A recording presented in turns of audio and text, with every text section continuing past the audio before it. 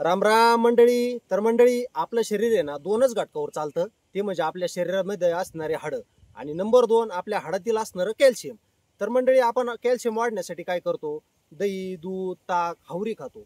पण ते कॅल्शियम 40 वर्षाच्या नंतर आहे ना आपल्या शरीरातून आपोआप कमी होण्यास सुरुवात होती.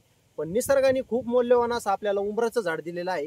ही जर भाजी तुम्ही खाल्ली तर तुमचं 40 वर्ष काय, 100 वर्ष काय, 150 वर्ष काय, चक्क तुम्हाला 200 वर्ष आयुष्य जगायला भेटणार. आणि 200 वर्षापर्यंत तुमच्या हाडातील कॅल्शियम कधीच कमी होणार नाही. निसर्गाने खूप आपल्याला आयुर्वेदिक भाजी दिलेली आहे. आता तुम्ही बघू शकता,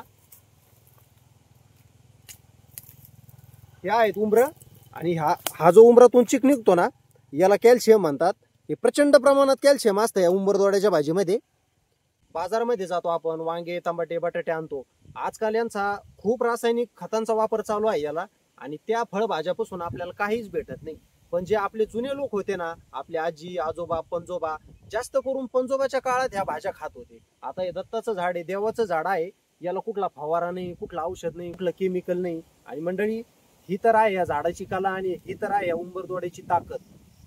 कुठलेच डॉक्टर तुमचं गुडघ्याचं ऑपरेशन करणार नाही, कमराचं ऑपरेशन करणार नाही. कारण की जर तुम्ही ही भाजीचं जर सेवन केलं ना, तुम्हाला 150 ते 200 वर्ष तुम्हाला आयुष्य भेटन आणि कधीच तुम्हाला हाडाचा, गुडघ्याचा कधीच त्रास होणार नाही. तर मंडळी, आता मी उंच झाडाच्या शेंड्यावर जातो. आपल्याला भाजीसाठी असे उंबरं घ्यायचे आहेत. मस्त कवळे कवळे उंबरं आहेत. पिकलेले काही उंबरं चालत नाही भाजीला. असे उंबरं घ्यायचे आहेत. तर मंडळी, आपण आलेलो आहे झाडावरती. आता मस्त असे उंबरं तोडून घेऊया चांगले चांगले.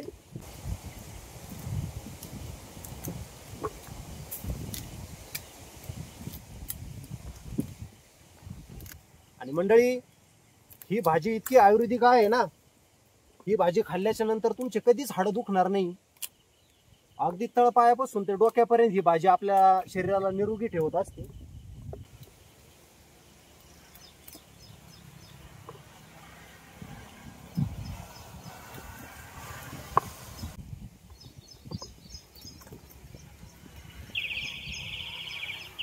खूप उंच झाड आहे उंबराचं. तर मंडळी, मी आता उंबर घेऊन आलोय खाली. आणि उंबर बघू शकता. आता पाऊस सुरू होता ना, पावसाने मस्त तयार झालीत. आता हे बघा, असे या पद्धतीत असे उंबर खोडून घ्यायचे.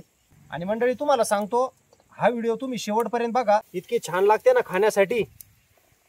बघू शकता मी कसे कसे उंबर घेतलेले आहेत. हिरवेगार उंबर घ्यायचे आहेत.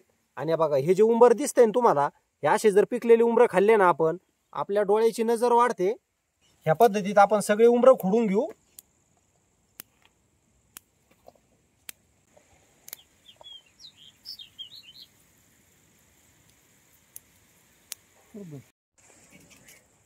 तर मंडळी, आता आपल्याला आहे ना उंबर स्वच्छ धुवून घ्यायचे.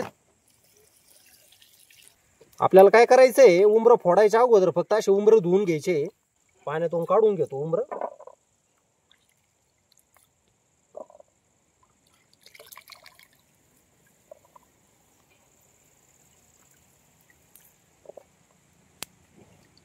भरपूर अशी भाजी बनवायची आपल्याला उंबराची.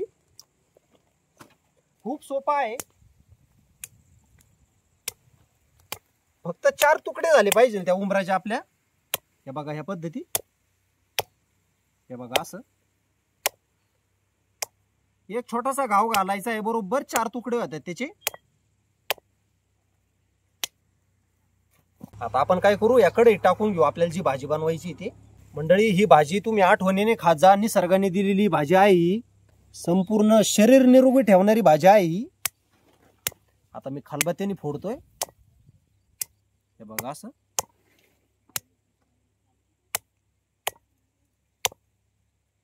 4-5 तुकडे झाले ना, मग भाजी चांगली शिजते. आता काय करू, आपण सगळे असेच उंबर फोडून घेऊ.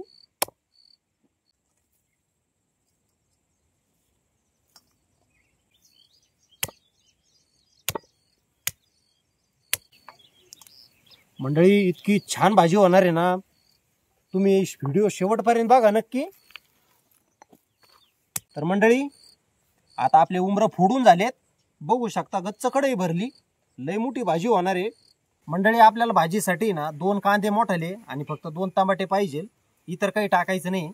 आता आपण कापून घेऊ व्यवस्थित. आपलं शरीर 40% लोह घटकावर चालत असतं. आज भाग्यश्रीन ते शेतात आहेत, कोथिंबीर खुरपायचं काम चालू आहे. आता मस्त खळखळ पाणी उकळलंय. आता मस्त आपले उंबर आता या पाण्यात उकळतील. भरपूर उंबर घेतलेत आपण.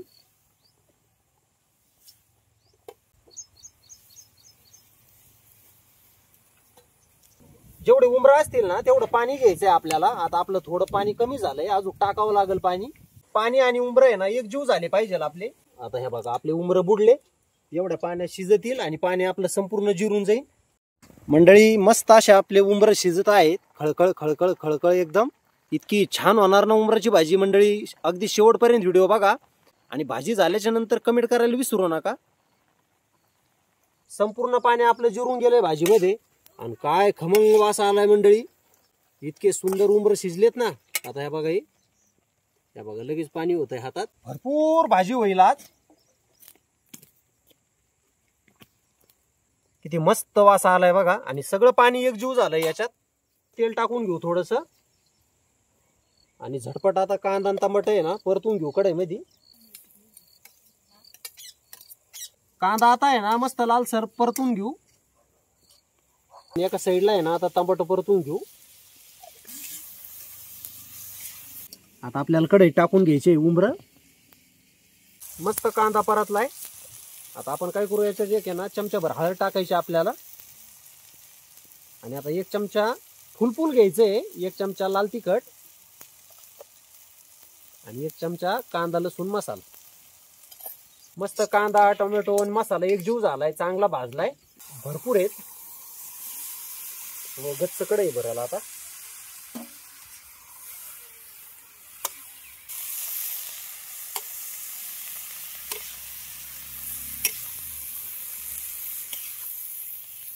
मंडळी इतका छान वास आलाय ना, मस्त घमघम वास आलाय भाजीचा. आपल्या मीठ टाकून घेऊ.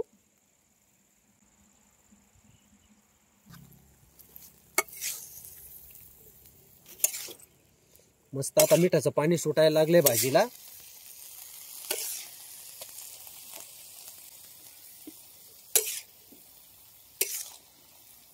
मंडळी भाजी झाल्याच्या नंतर आज भाग्यश्री आलेली आहे. शेतात काम चालू होतं, थोडीशी कोथिंबीर खुरपायचं. हो की नाही भाग्यश्री? हो. जमली की नाही भाग्यश्री? सगळ्यांसाठी बनवली. हो जमली, छान झाली. खाऊन पहा. बर. हात नाही धुतलेले. हात नाही धुतले अजून? हो, बरं ठीक आहे. मग एकच नंबर भाजी बनवली तुम्ही आज.